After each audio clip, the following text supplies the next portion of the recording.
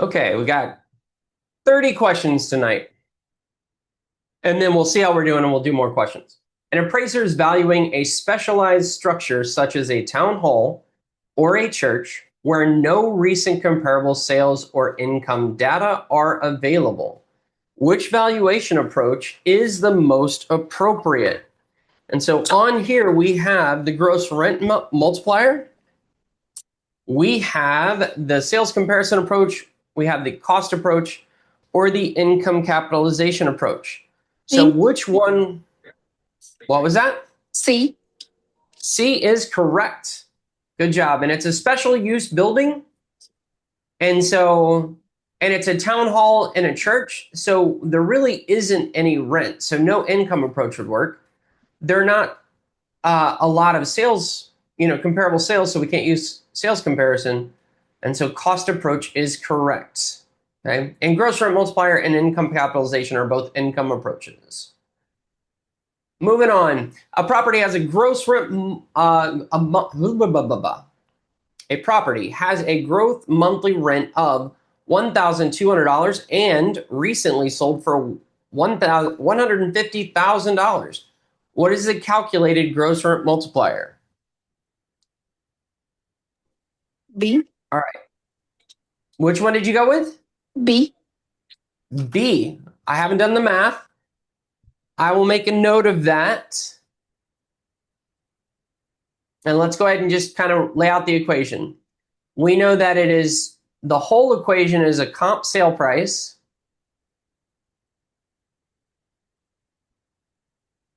divided by comp monthly rent equals gross rent. That's supposed to be an R multiplier. And then the other side of that would be multiplied by the subject's rent equals subject value. Now, we don't need that part of it. We only need this part right here. So we don't need this, but I wanted to give you the whole equation just so you knew. So 150,000 divided by 1,200 equals, and so I'm going to go ahead and do the math. Oh, I should grab a calculator on here.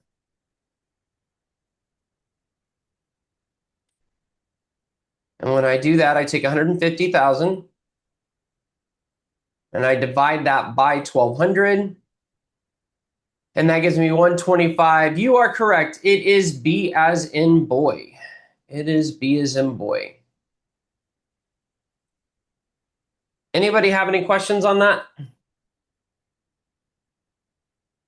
Perfect. Ooh. Perfect.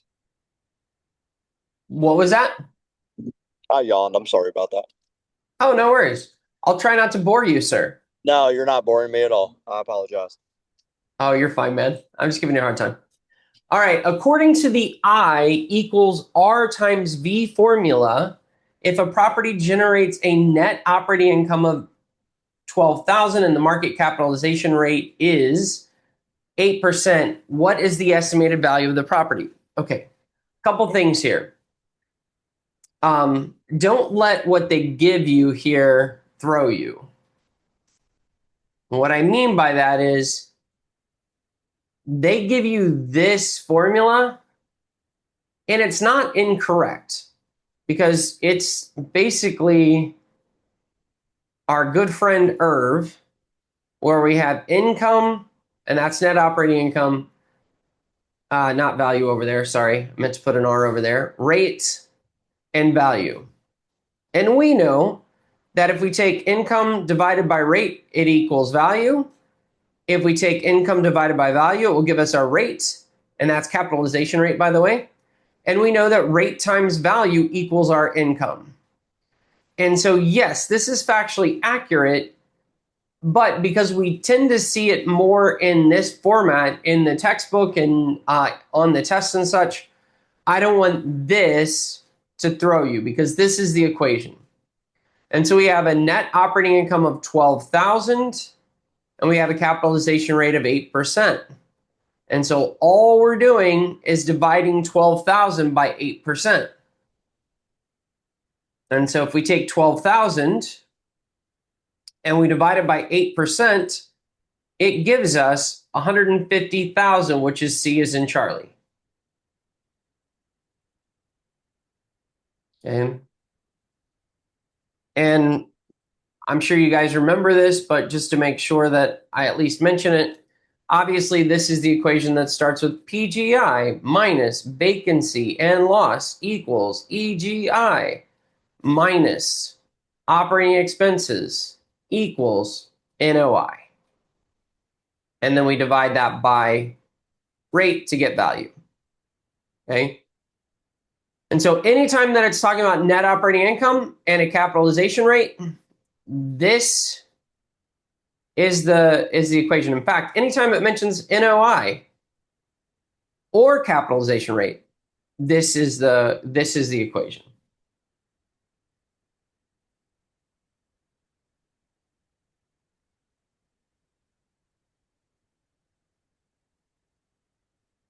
All right, using the age life method of depreciation, if a roof has an effective age of 8 years and a total economic life of 40 years, what is the percentage of depreciation?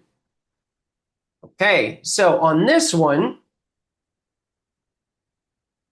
it's kind of interesting that we're getting so many math questions on this. To be perfectly honest, I didn't think I requested specific math questions or valuation questions, but here we are. All right, age life method. So again, that just goes into a triangle, which can be a math T.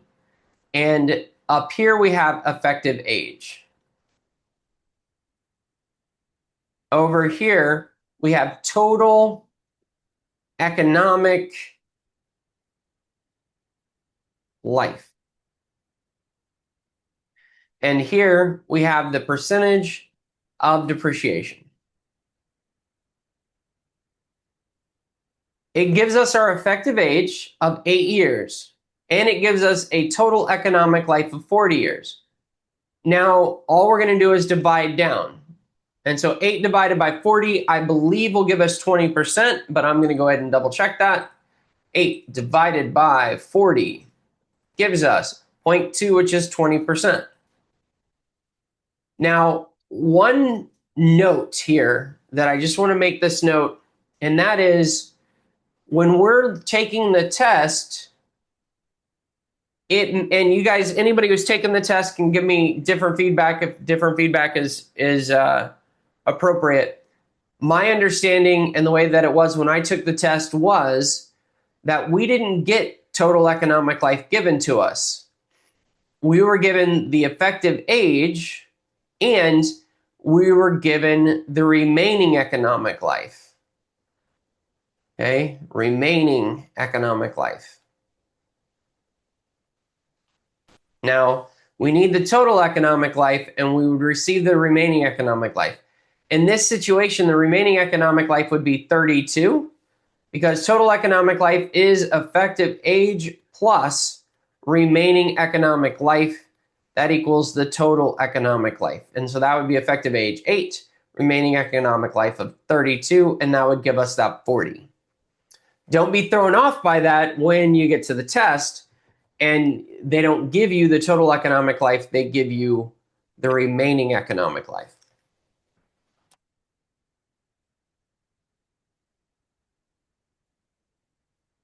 All right.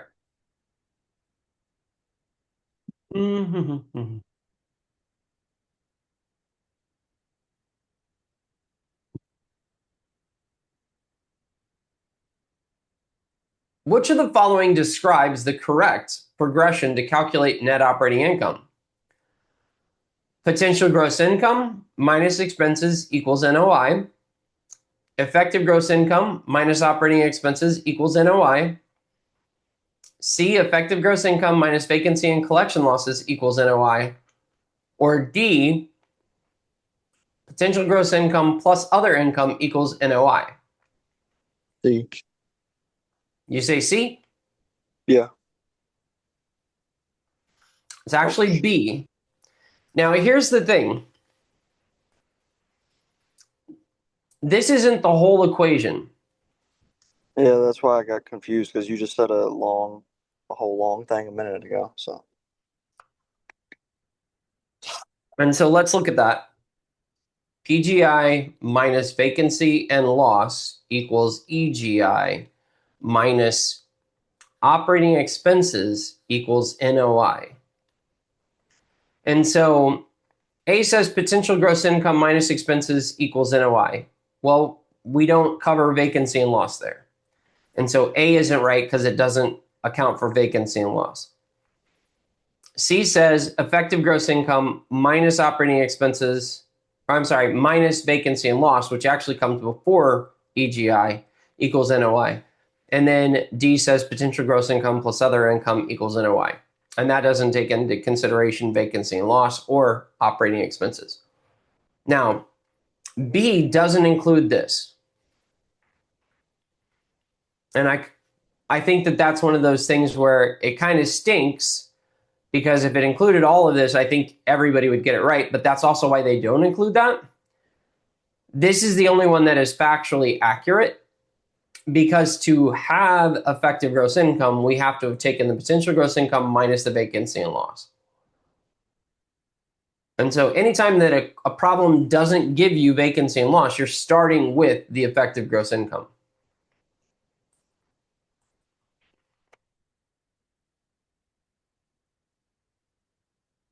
Number 6, a salesperson receives a 50% split of their broker's 6% commission on a $250,000 sale.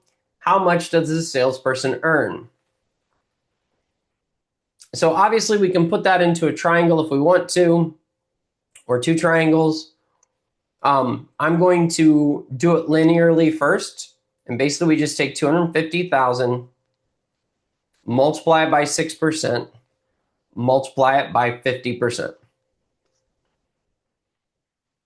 Or if it makes sense to you, you can absolutely just do 250,000 multiply it by 3% because 50% of 6% is 3%. You know, as I've said all along, I want you to use the math equations that make the most sense to you and what you're most comfortable with. So 250,000 multiplied by 6% equals 15,000 divided by 2, or multiplied by 50% or 0.5 gives us 7,500, which is C as in Charlie. Okay. And guys, if you have any questions about any of it, don't hesitate to ask.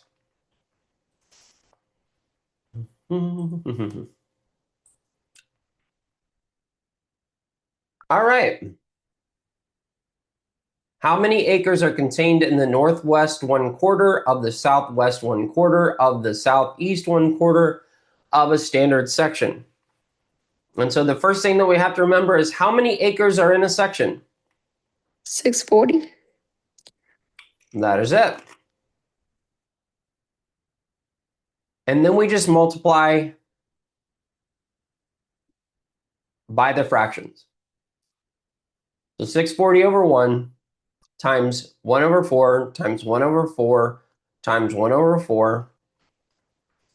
And again, I would personally just do 640 times 0.25 times 0.25 times 0.25.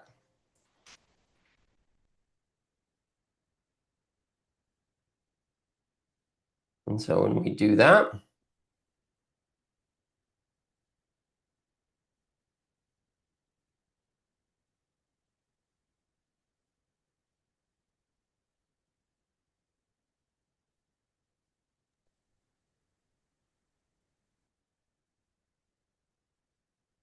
we get it down to 10 acres. Okay? We get it down to 10 acres. That is A as an apple.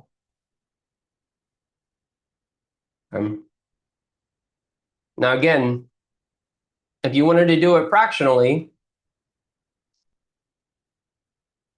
you take 640 times 1 times 1 times 1, that gives you 640. 1 times 4 is 4. 4 times 4 is 16. 16 times 4 is 64. And you would just take 640 over 64, and that would give you 10.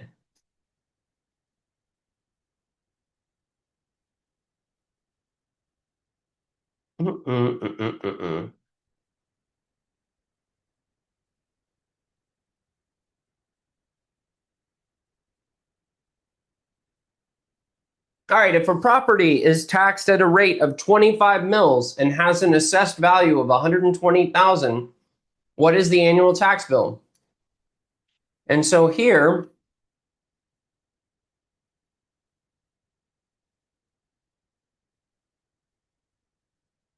I'm going to use the taxation triangle. Annual taxes go up here.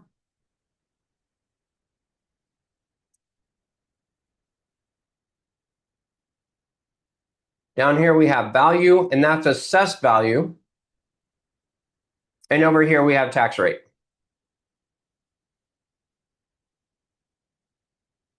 Assessed value is 120,000. Tax rate is 25 mils. Now the thing to remember here is 25 mils is 25 per 1,000.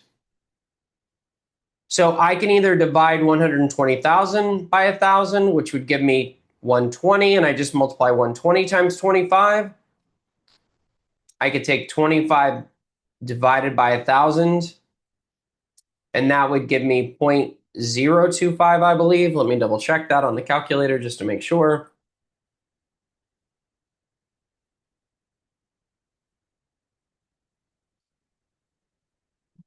And so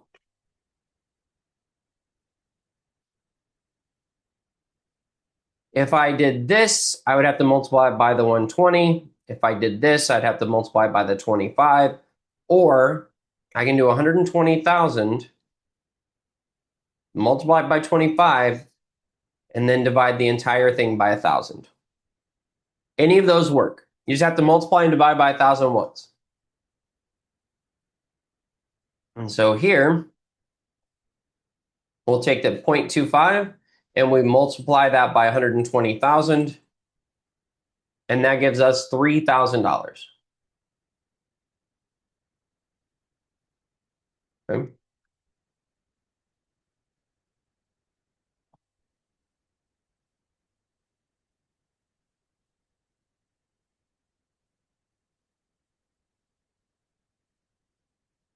A buyer obtains a 90% LTV mortgage on a property with a purchase price of $200,000.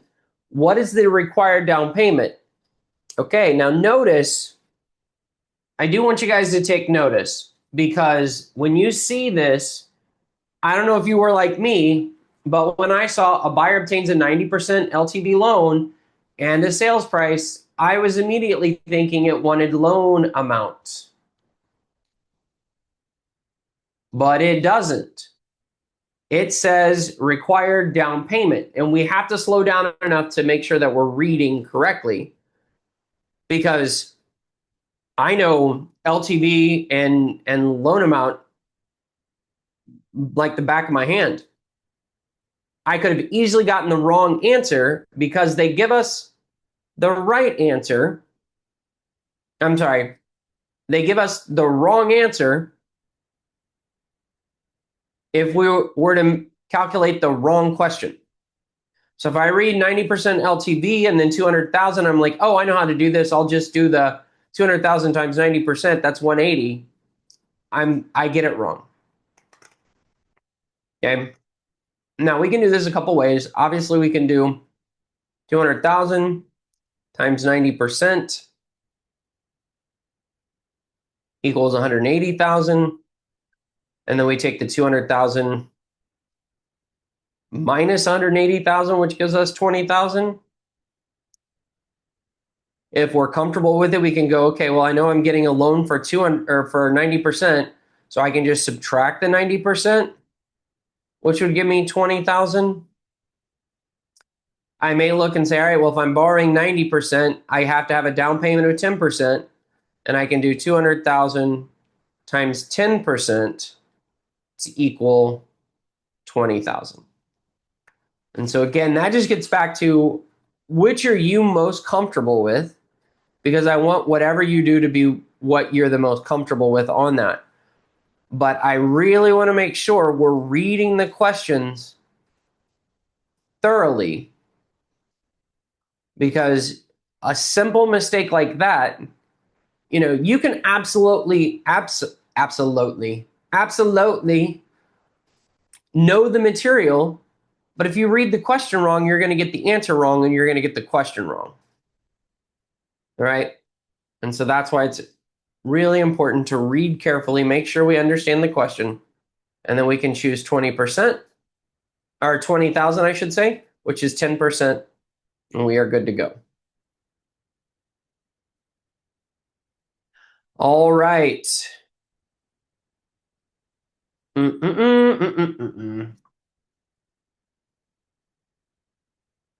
didn't get much into this.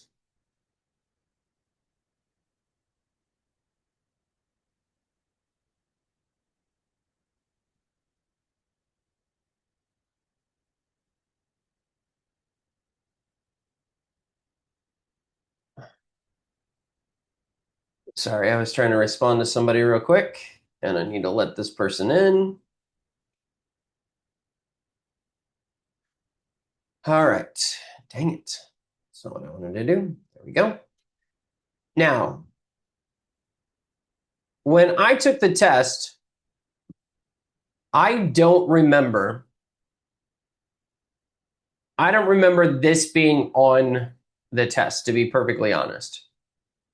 This is something that you see in commercial real estate. I don't do a lot of commercial real estate, so it's not something that I see a lot. But it's actually fairly straightforward. And it even tells us that we have an annual rate of $18 per square foot. And that's the key here.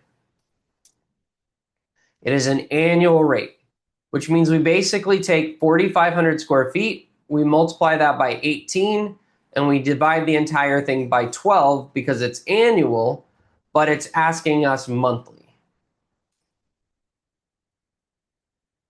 And so want to make sure that we're paying attention to the little things like that, because those are the things that will trip us up.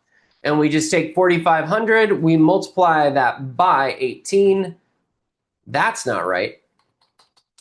I hit the wrong button. 4,500 multiplied by 18 gives us 81,000. We divide that by 12. That gives us 6,750, which is the monthly rent. Okay. The main thing here is just to make sure that you're paying attention to what they're giving you. And it's an annual rate of $18 per square foot, and it's asking for the monthly.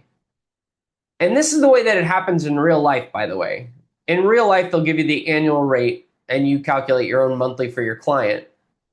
Now, I doubt that they would give you, like on the test, that they would say, let's see, 4,500 square feet at a monthly rate of $1.50 per square foot. What is the annual rent? I don't think they would do that. But again, just make sure you're paying attention, because if it says annual and asking for monthly, you have to divide by 12. And obviously, if it gave you monthly and was asking for annual, you have to multiply by 12. And those little things can trip us up quite a bit.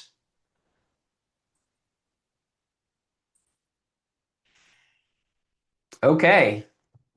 Here's a fun one. A retail tenant pays a base rent of $1,000 per month plus 4% of gross sales over $200,000 per year. If this tenant's gross sales were $250,000, what was the total rent paid for that year? All right. And so the first thing is the base rent. Base rent's easy. We take 1,000 times 12. That gives us 12,000. And we know that the base rent was $12,000 for that year. The second part, we know the gross sales were $250,000. We subtract the $200,000 because we're not paying gross sales on the first $200,000. The first $200,000 we don't pay any percentage of. We only pay a percentage after the first 200,000. And so we pay 4% of gross after 200,000. And so here we take 250,000 minus 200,000 gives us 50,000. And then we're just going to multiply that by 4%. And I believe that's $2,000, but let me double check.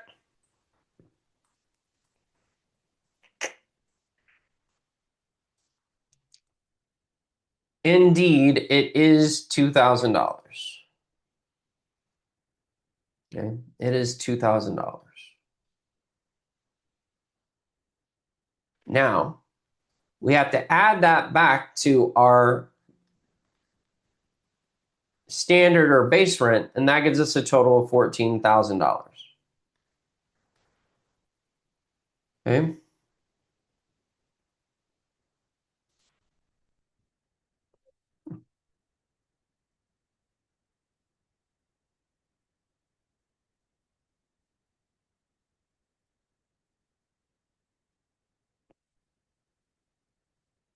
And so notice that the answers here have a mathematical way to get there given the numbers in the question. That's just not the right way.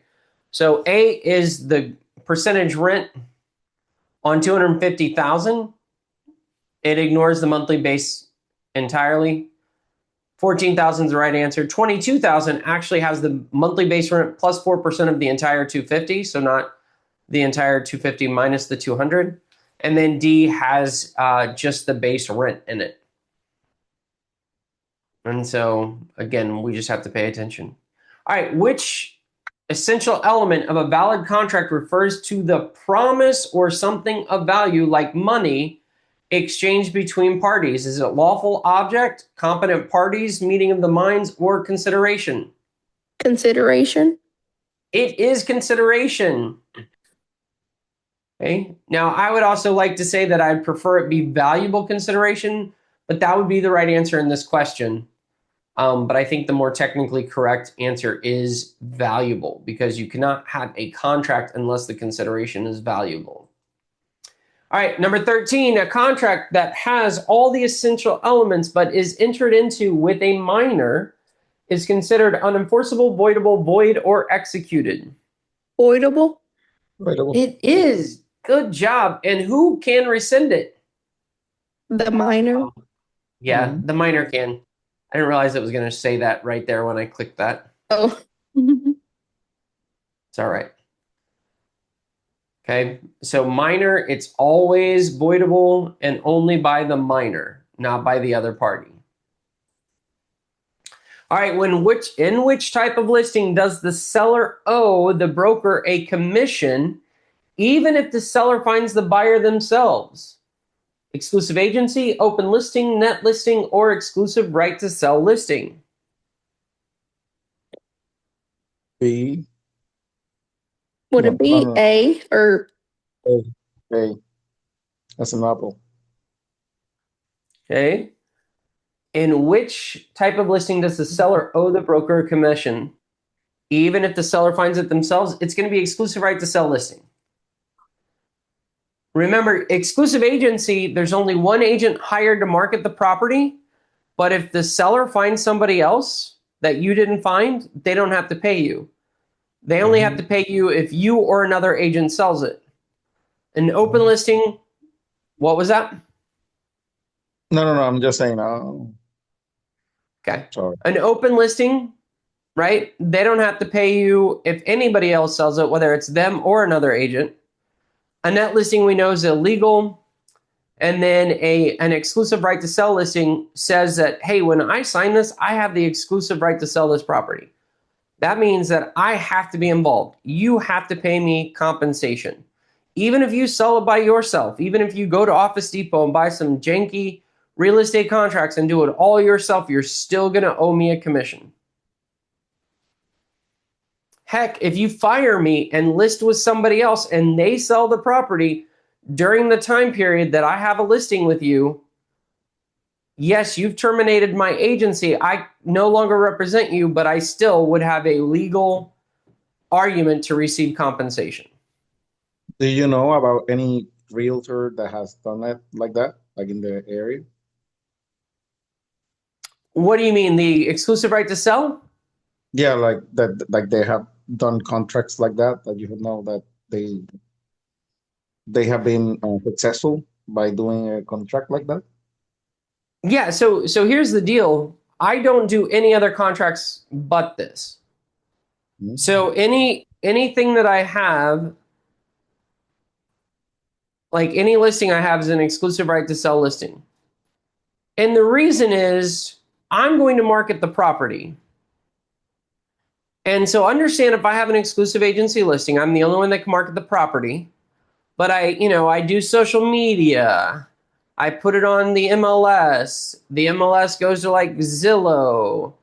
I have like preferred status with Zillow, and it will go to things like Redfin and homes.com, etc. Right? I put a nice big shiny sign in the yard. I put signs on the street saying, hey, there's a house for sale this way. I do an open house. Like all of these things, I do everything that I can to market the property, to get attention for the property. And somebody could see any of these things and then go straight to the seller.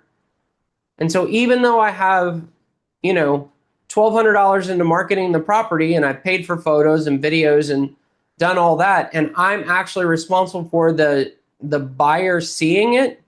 If the buyer goes straight to the seller, they can cut, as long as I have an exclusive agency, they can cut me out of the transaction, and I would be due nothing. And so I don't know any agent. So first of all, this is not illegal.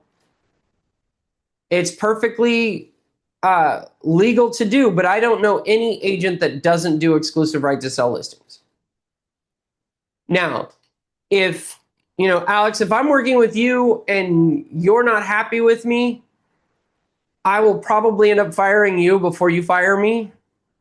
But let's say that I don't.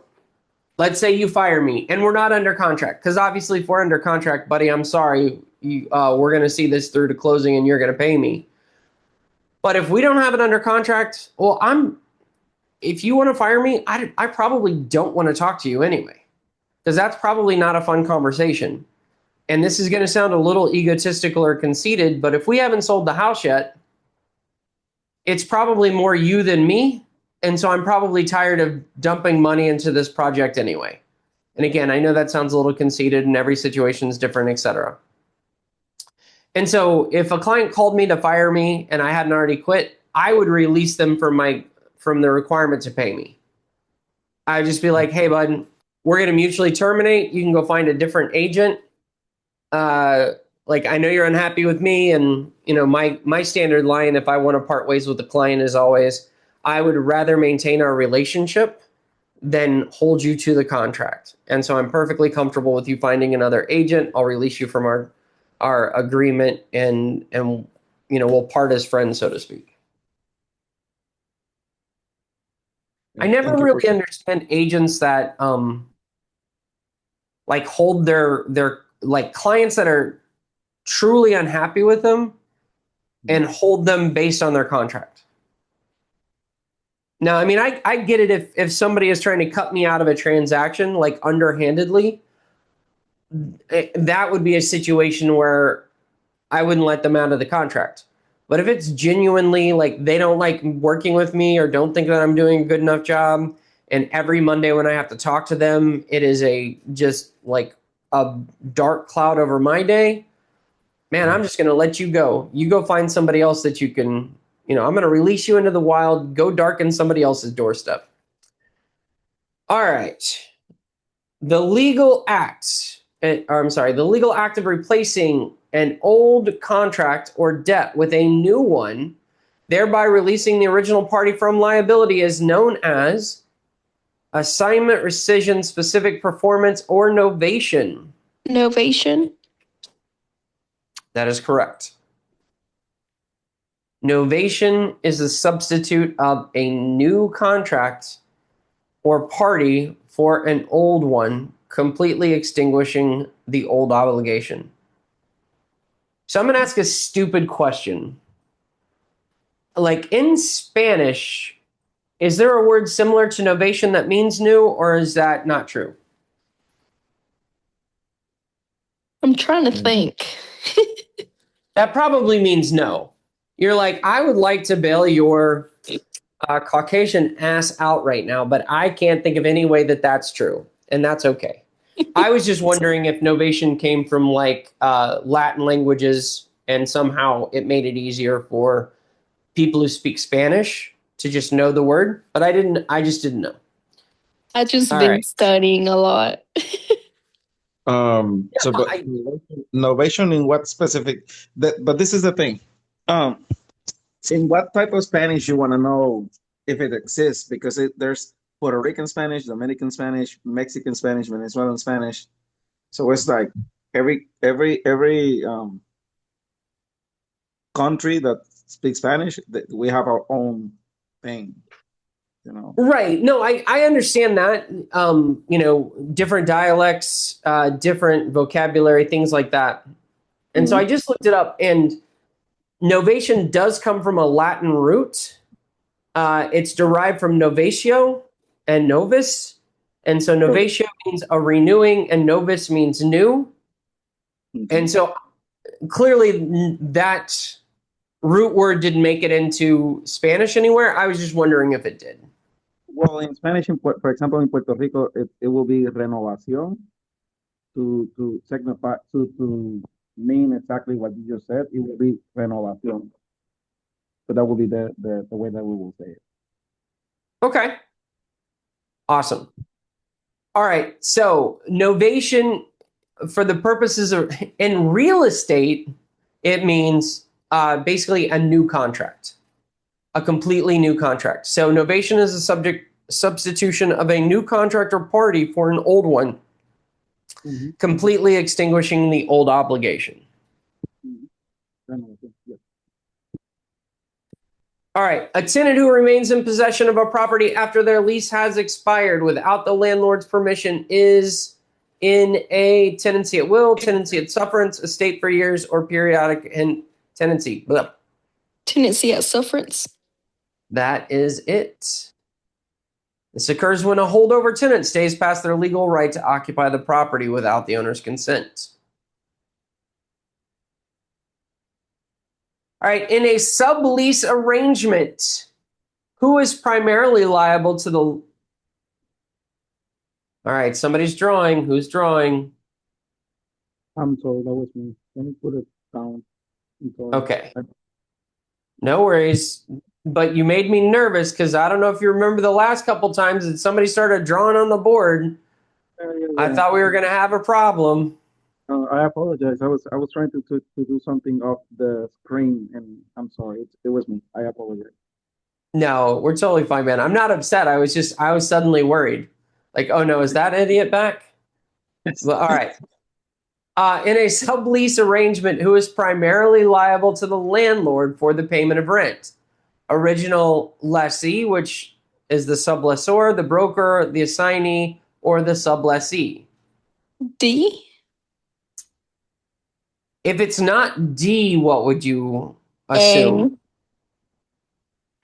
Yeah, so A is going to be the right answer. And so if a tenant assigns the lease, so let's just kind of go over that real quick, right? So we're going to say original landlord. Matter of fact, we're going to say lessor, lessee. And these are the original two people. And then the lessee no longer needs the property. So the lessee becomes the sublessor. And then leases it to the sublessee.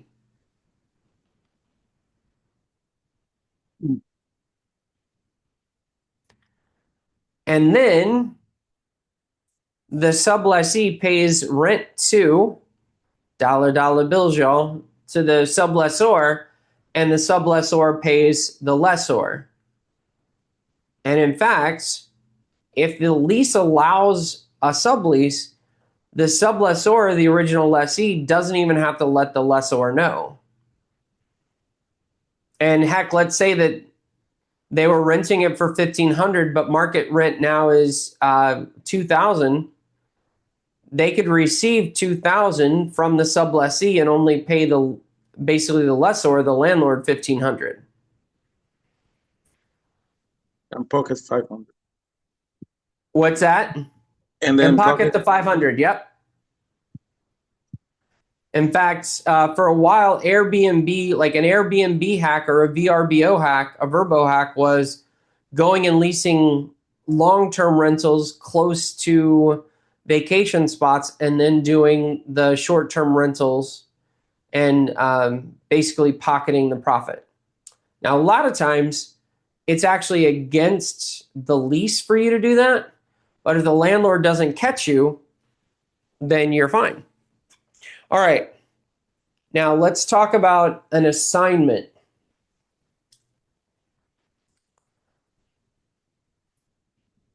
So the lessor basically leases it to the lessee.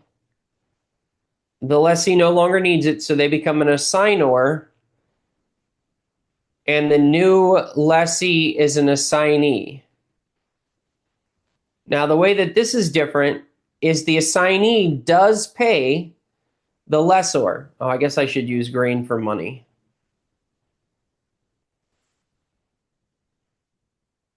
Okay. They actually pay the original landlord or the lessor. And here's the problem. Up here, the lessee still maintain control. So if the sublessee or sublessor still maintain control, so if the sublessee quit paying them, they could evict them. The sublessor maintain control so they can pocket any difference. But down here, this person is completely pulled out of the transaction. But remember, with an assignment, that person maintains all liability. And so if the assignee doesn't pay the rent and the landlord has to evict the assignee and files a deficiency judgment, then the original lessee will be the one that has to pay that. Because remember, with an assignment, the lessor may not have even known that the lessee assigned the lease to a new tenant. As an assignment does not require permission from both parties to be assigned, whether it's purchase and sale or a lease.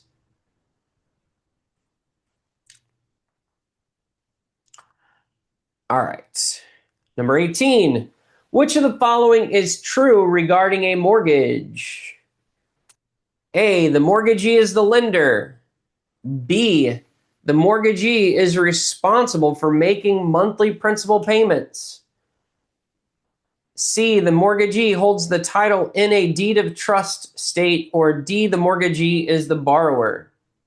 C. Okay. What if it weren't C? A. A is correct. Okay. The mortgagee is the lender. Remember that the mortgagor is the borrower, and they're giving the lender an interest in their property in exchange for loan funds. And so the mortgagor is always the borrower. And that's one of the ones that, honestly, I think that most people struggle with the most. Not sure why. Well, I am sure why. It just doesn't feel right. It feels like the EE would be the borrower, but they're not. Lender is the EE. All right. A mortgage clause that allows the lender to demand the entire balance of the loan to be paid immediately if the borrower defaults is called the defeasance clause, non-disturbance clause, alienation clause, or the acceleration clause. Acceleration clause. It is the acceleration clause. All right. All right. Defeasance clause is required in any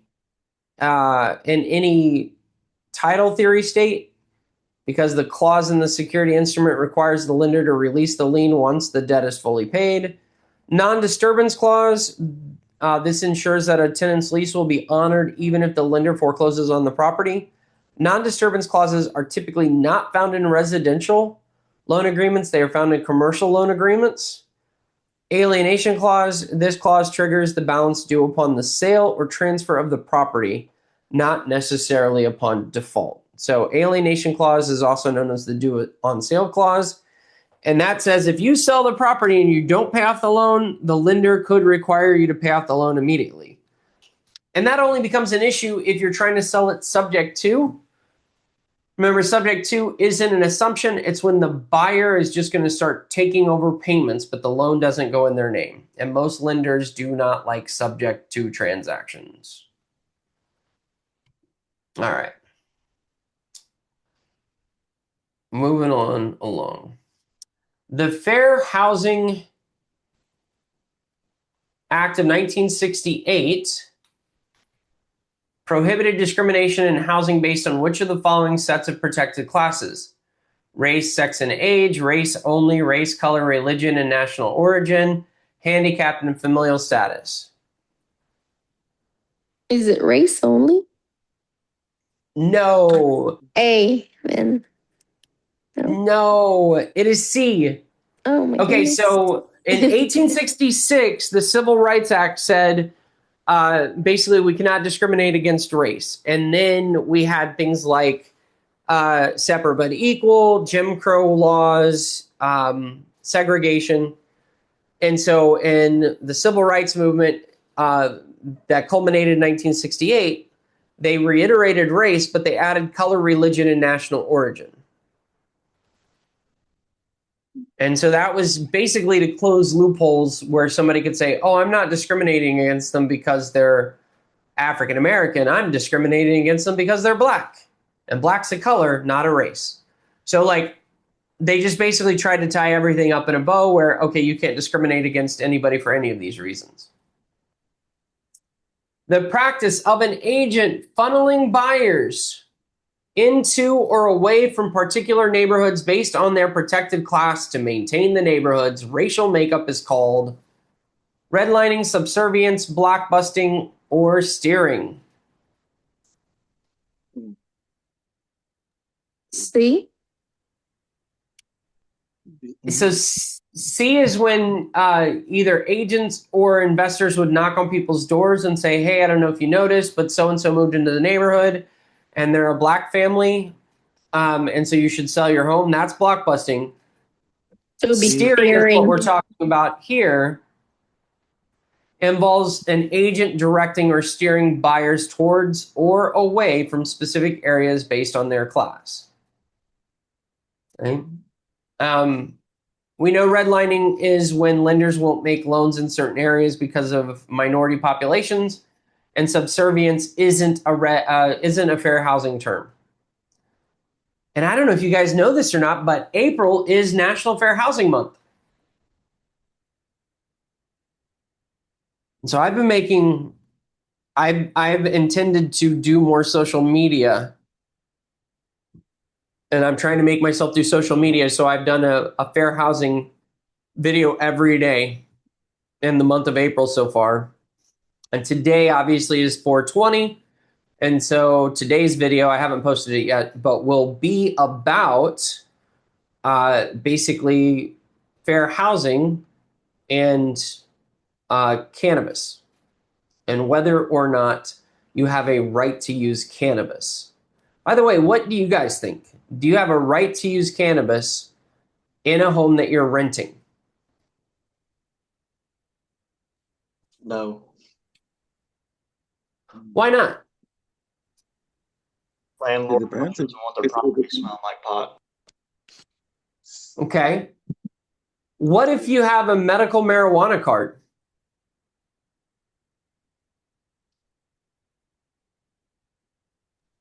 But It's it a depends right also. at that point if you have a medical marijuana card, right? It's your right to have a.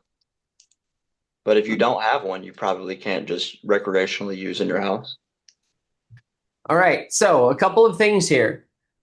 And this is why it's an interesting topic, because until I did kind of a deep dive research on it today, I thought that if you had a medical marijuana card, that you could at least like they can prohibit smoking cigarettes or marijuana or anything in the house itself. Like that is a blanket authorization for landlords. Fair housing does not protect like a cigarette smoker's right to smoke inside of a property or a marijuana smoker's right to smoke inside of a property. But I thought, okay, well, if you have a medical marijuana card, they would at least give you the right, like the handicap section of fair housing would afford you the right to use like gummies or oils or, you know, pills or all different kinds of things, because you can get cannabis in a bunch of different ways. And the reality is that since it is still a Schedule 1 drug for the federal government, landlords, even if you have a medical marijuana card, do not have to give you permission to use cannabis on their premises.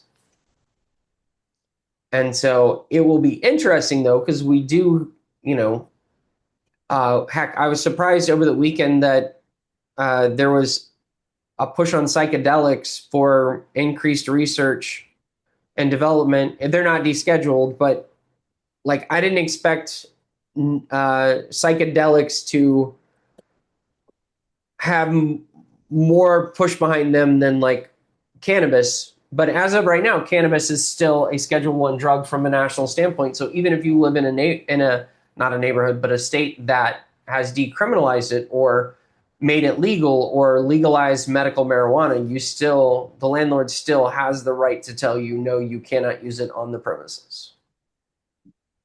So anyway, just kind of an interesting kind of conversation, right? All right. According to the Dust Elements of Value, utility refers to desire of someone for the property, the availability of a property in the market, the ease with which ownership can be moved from one person to another, or the ability of a property to satisfy a human need or desire.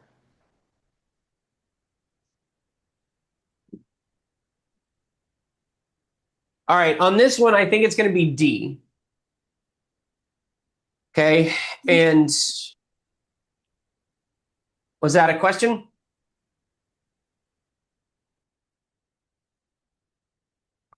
So DUST is the acronym that we use for value. D is demand. U is utility. S is scarcity. And T is transferability.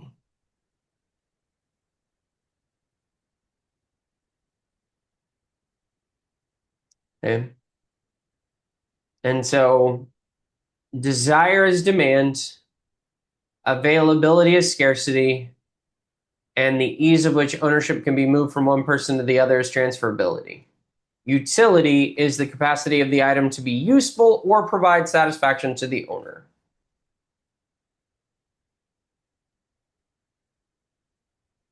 The government power that allows the state to take ownership of a property when an owner dies without a will and without any heirs is called police power, taxation, escheat, or eminent domain. C. C is correct.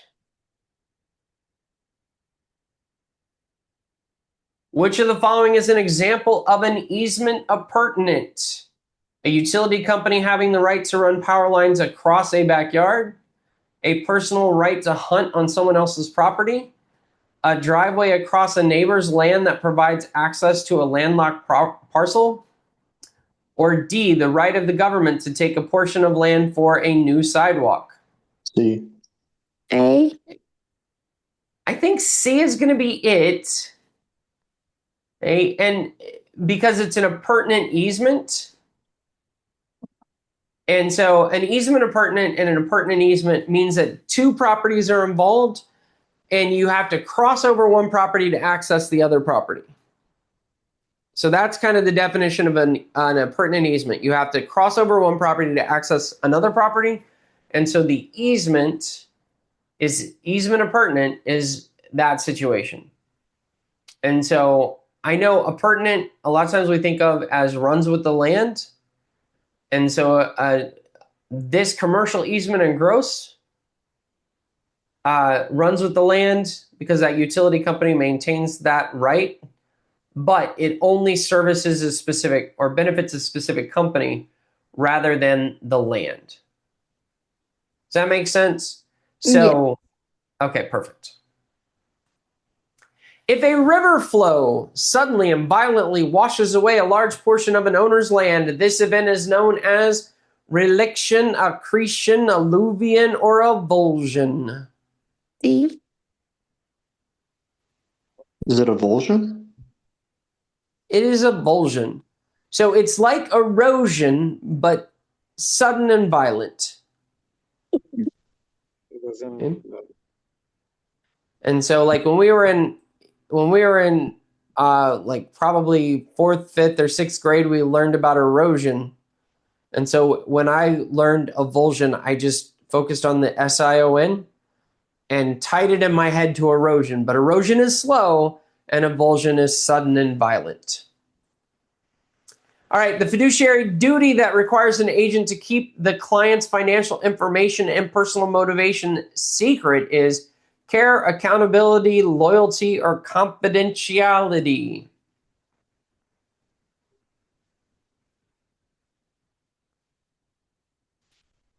On this one, Confidentiality.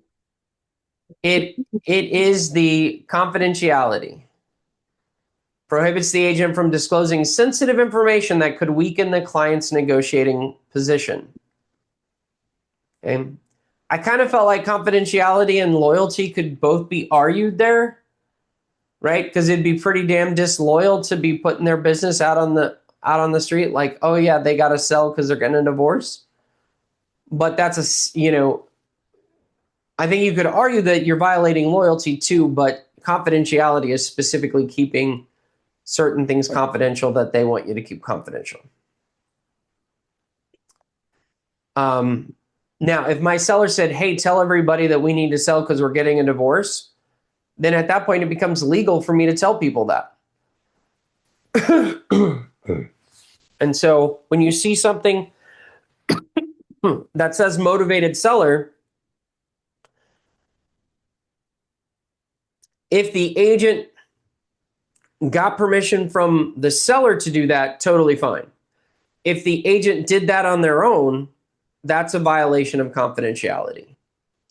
All right, which type of agency relationship is most common for a real estate broker helping a client buy or sell a single specific home? Special agency, universal agency, general agency, or implied agency? Special agency.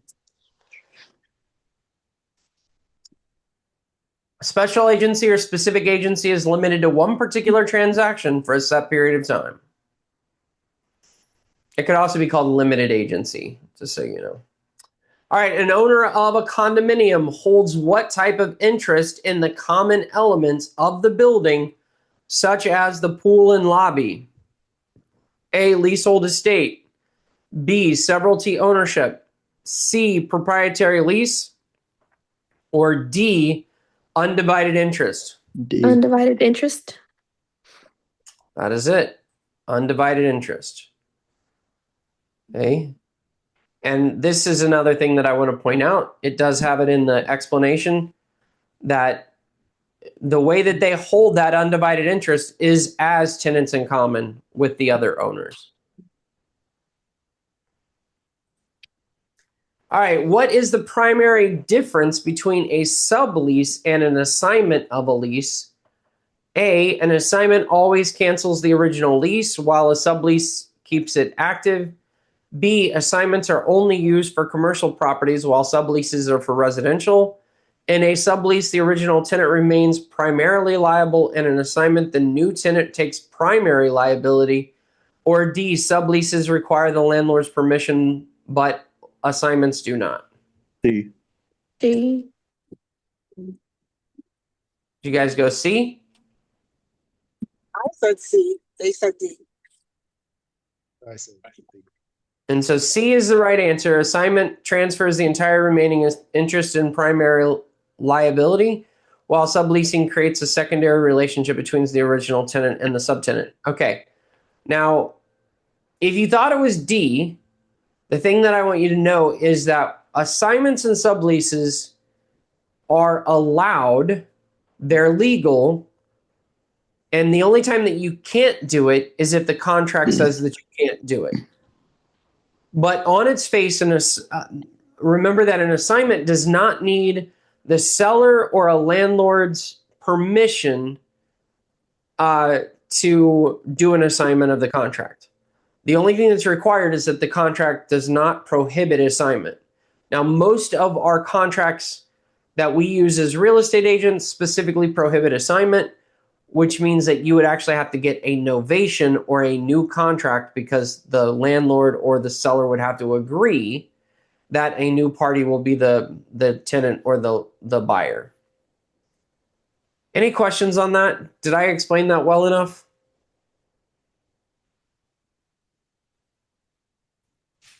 Okay. Yeah. The 1989 Act, known as FREA, requires that appraisals for federally related transactions be performed by the lending institution's loan officer, a licensed real estate broker, a HUD representative, or a state licensed or certified appraiser. D. Yep, that should be correct.